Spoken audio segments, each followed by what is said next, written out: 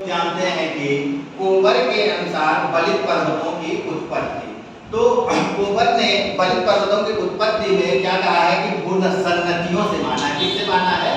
भूसन्नतियों से माना है। इनके अनुसार यदि बलित पर्वतों को की संरचना का अध्ययन किया जाए तो वह क्या है?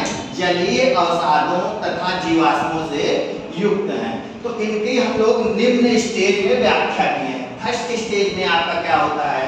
अवसादीकरण होता है। क्या होता है? अवसादीकरण। यहाँ से नदियाँ क्या करती हैं? काट छांट कर लेके आती हैं और यहाँ पर मलबा या अवसाद को एकत्रित करती हैं और इसके किनारे पर जो कठोर और दृढ़ भूखंड होता है जिसे क्या कहते हैं? क्रेटान या क्रेटल झील कहते हैं।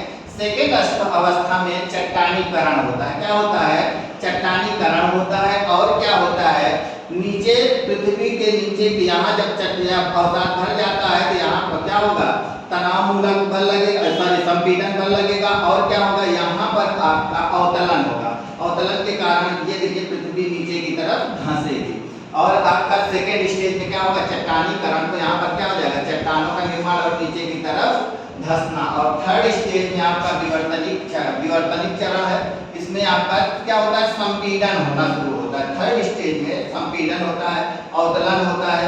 फिर उसके बाद अगला स्टेज जो आता है वह आपका पर्वत निर्माणकारी अवस्था होता है। तो जो आपकी पर्वत निर्माणकारी अवस्था होती है इनमें आपका अब भूसन्नतियां हो ही रही हैं और आपका संपीड़न बल क्या होता है? संपीड़न बल अधिक होने के कारण दोनों किनारों पर चाप के आकार के क्या होते हैं?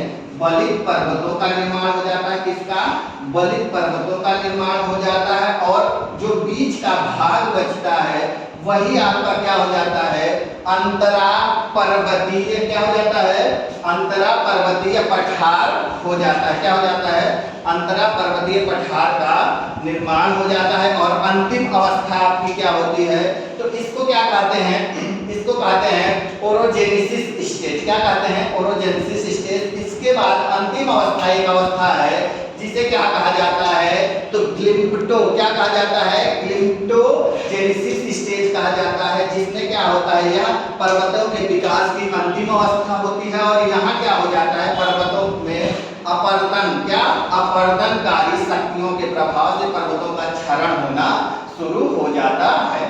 तो ये आपका क्या है? यही कोबर के भूसंगत का सिद्धांत की अवस्था है।